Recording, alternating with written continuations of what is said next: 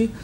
জ্যোতিষশাস্ত্র নিয়ে কথা বলতে গেলে দেখুন অনেক কথা বলতে হয় যেগুলো পজিটিভ, কিন্তু আমার রাজ্যের যা পরিবেশ পরিস্থিতি, আমি ভাবছিলাম পকেটে ঘাস নিয়ে আসব, সেটা খেতে খেতেই অনুষ্ঠান করব, তা সেটা ঘাসটা তুলে আনতে পারলাম না। তা আমার দাদাভাইরা বললো ওই তো আশেপাশে প্লাস্টিকের গাছ আছে, ওগুলোকেই প্রতীকিয়ে চিবোতে পারেন কৌশিকদা। আমি বললাম একদম ঠিক বলেছ, কারণ মোটামুটি তো আমরা গরু গাধার পর্যায়ে পর্যবসিত হয়েই গেছি, মানে অন্তত সরকার বাহাদুর আমাদের তাই ভাবছে।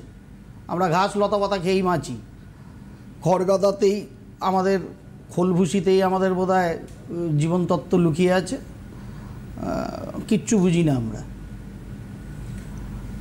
যার ফলে আর বেশি কথা না বাড়ানোই ভালো। অমাবস্যা, পূর্ণিমা, অক্ষয় তৃতীয়া, 12 মাসে 13খানা অমাবস্যা, ফ্যান্টাস্টিক নাম আছে, সেই দিয়ে উপাচার করলে দারুণ ভালো হয়ে যাবে। কি করে ভালো হবে আমার স্বাভাবিক বুদ্ধিমত্তায় আসে না। তাহলে এই যারা অন্তত 6230 না 70 জনকে ডিক্লেয়ার করেছে এসএসসি, যারা জালি আর কি, বাংলা ভাষায় বলতে গেলে জালি, সেই লিস্টটা কেন আমরা পাচ্ছি না? আমাদের পয়সায় মাইনে দিয়েছেন তাদের, আমাদের ট্যাক্সের পয়সায় মাইনে দেওয়া হয়েছে এতদিন তাদের। জনসমক্ষে অন্তত 6230 যা হাইকোর্ট সুপ্রিম কোর্টে এসএসসি লিস্ট দিয়েছে, সেই লিস্টগুলোকে বলে দিন কোন স্কুলে তারা ছিল, কোন পদে ছিল, শিক্ষক হোক শিক্ষাকর্মী হোক, সেই 6230 জনের লিস্ট অন্তত টাঙিয়ে দেওয়া হোক। ফার্স্ট প্রাইমারি যা খুশি বলছেন, শিক্ষামন্ত্রীর একমাত্র শিক্ষা আছে, আমাদের কোনো শিক্ষা নেই এরকম দেখে মনে হচ্ছে, শুনে মনে হচ্ছে। রাত 1:15টার সময় মনে হচ্ছিল টিভিটাকে ধরে ভেঙে দিই আচার মেরে। আর সাংবাদিক কুলও বটে, প্রশ্ন সেটাই ছুড়বো যেটা তাদের পছন্দ। কি দরকার বুম নেওয়ার, টেলিফোনই নেওয়ার, আমার তো মাথায় ঢোকে না। সাংবাদিকতার নামে ধাব্বা হয়ে গেছে পুরো পশ্চিমবঙ্গের সংবাদকুল। এর থেকে ওটিটি প্ল্যাটফর্ম ভালো, সিনেমা দেখো, আনন্দে থাকো। এতগুলো শিক্ষিত পুরুষ মহিলা গরমে ঘর্মাক্ত হয়ে জীবন দিয়ে দিচ্ছে, ইডেন গার্ডেন্স দেখলে বোঝা যাচ্ছে বাঙালির হেলদোল আছে। তার কারণ উপচে পড়া তোলাবাজির পয়সা আছে কিছু লোকের পকেটে, সুতরাং একটা ইডেন্স ভরানো কোনো ব্যাপার না।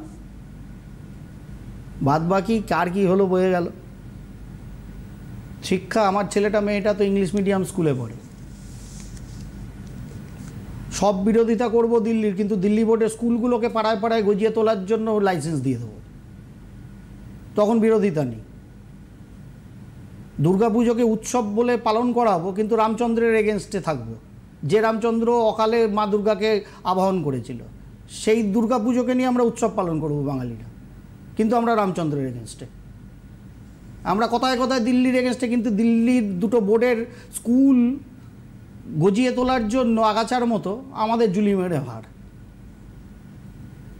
আবার বলবো বাংলায় আমরা গান গাই, বাংলায় কথা বলি, আমাদের কৃষ্টি, আমাদের সংস্কৃতি, সব বড় বড় দিগ্গজ কবি সাহিত্যিকরা আধুনিক যুগের আছে, হঠাৎ কুম্ভকর্ণ হয়ে যান,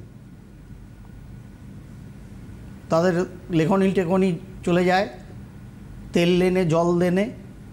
তা কি বলবো জ্যোতিষ দিয়ে, কি বলবো?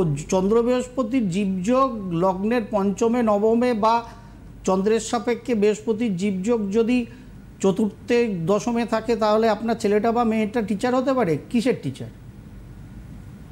মাস্টার ডিগ্রি পিএইচডি করে প্রাইভেট ইঞ্জিনিয়ারিং স্কুলে বা কলেজগুলোতে কিংবা প্রাইভেট ইংলিশ মিডিয়াম স্কুলে 15-20 হাজার টাকার মাইনে পাবে, তারাও তো টিচার, কিন্তু তাদের যোগ্যতাটা কি পরিমাপ সঠিকভাবে হচ্ছে সেই প্রাইভেট স্কুলগুলোতে? জ্যোতিষশাস্ত্র নিয়ে বলতে হবে। বৃহস্পতি শনির গুরু সৌরী যোগ আছে, হতেই পারে আপনার ছেলে কিংবা মেয়ে টিচার, যদি কেন্দ্রকোণে লগ্নের সাপেক্ষে থাকে, সঠিক ভালো অবস্থায় থাকে।